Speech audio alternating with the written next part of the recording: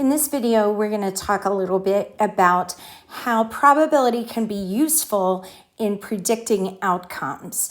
So your book talks a little bit about expected value, and expected value is the average outcome of the experiment in the ideal over the long term.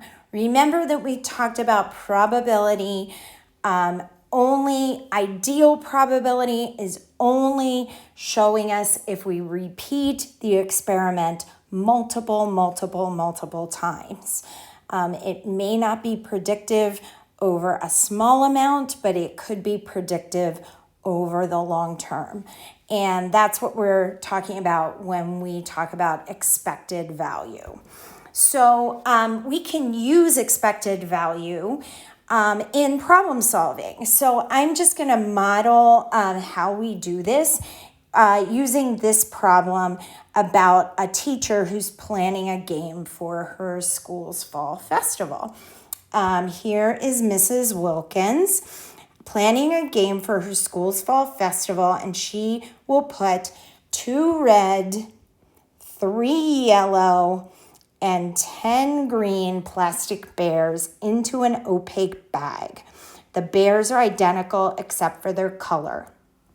To play the game, a contestant will pick 2 bears from the bag, one at a time, without putting the first bear back before picking the second bear. So this is a without replacement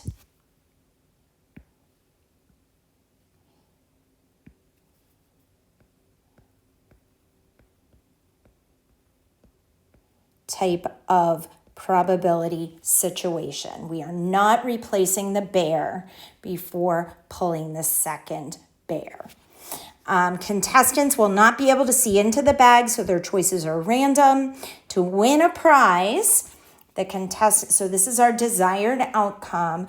The contestant must first pick a green bear and then a red bear. The school is expecting about 300 people to play the game, and each person will play 50 cents to play the game. This will come in later.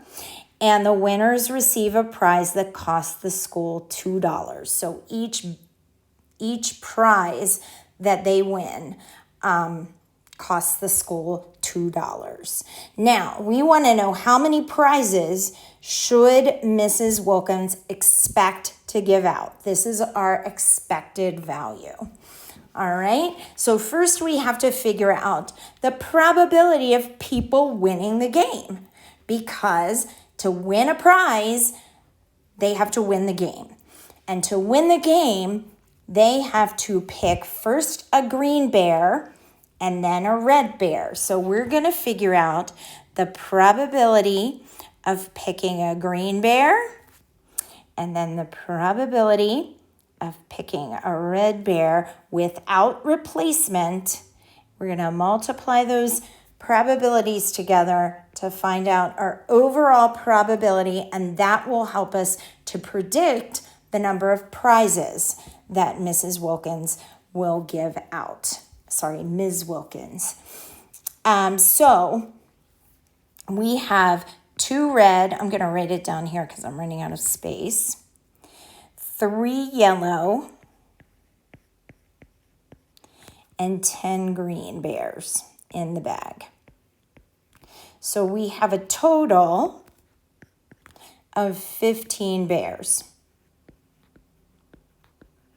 So the probability of, we haven't pulled any bears out of the bag yet, but the probability of pulling a green bear is 10 bears, 10 green bears out of 15 total bears. Now, once we pick a green bear, and we're assuming that because we're assuming winning, once we pick a green bear, we don't have 10 green bears. We have 9 green bears, and we don't have 15 bears. We have 14 bears. Now we're going to look at the probability of picking a red bear. So we have 2 red bears out of 14. 2 out of 14 is our probability of picking a red bear. Now we're going to multiply those 2 together to get our overall probability of winning the prize. So 10 times 2 is 20.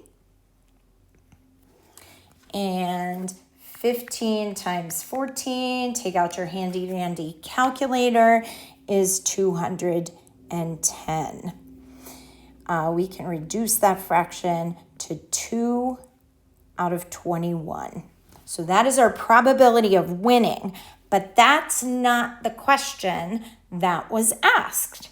The question that was asked was, how many prizes should she buy? She is expecting 300 people to play the game. And so I'm going to set this up as a proportion. We think that 2 out of 21, for every 21 people that play the game, 2 people are going to win. We're not going to have 21 people play the game. We're going to have 300 people play the game. How many are going to win? Or do we predict? Remember, this is an ideal, but it can help us predict. So remembering our cross multiplying, we get an equation that looks something like 21x equals 600. 2 times 300 is 600.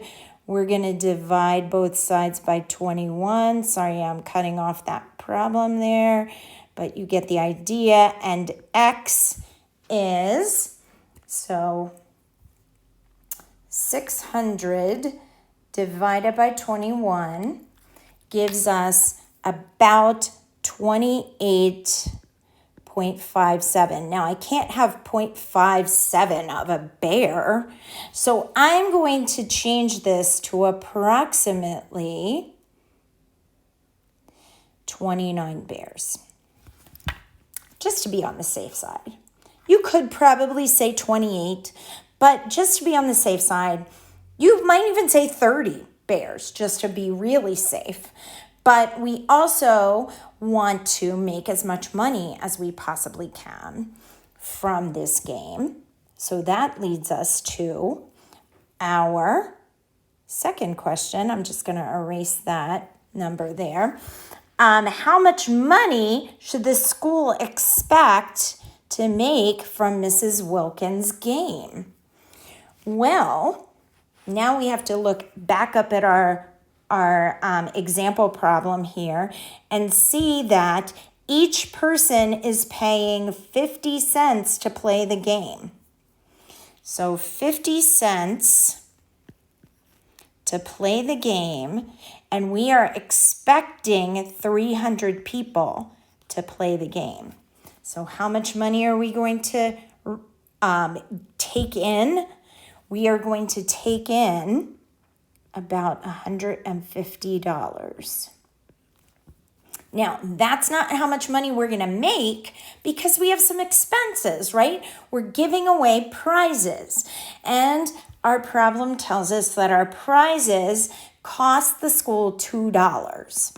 So if we give away, if we're spending $2 for each prize, and we're predicting that we're giving away 29 prizes, let's see, 2 times 29 is $58 that we're spending on prizes. Now, we're not accounting for the cost of the bears and the opaque bag or any tickets or other extraneous things.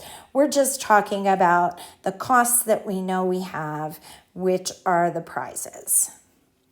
So now we take in $150 and we spend $58 on prizes. 150 minus 58 gives us $92 that we hope to get from this game.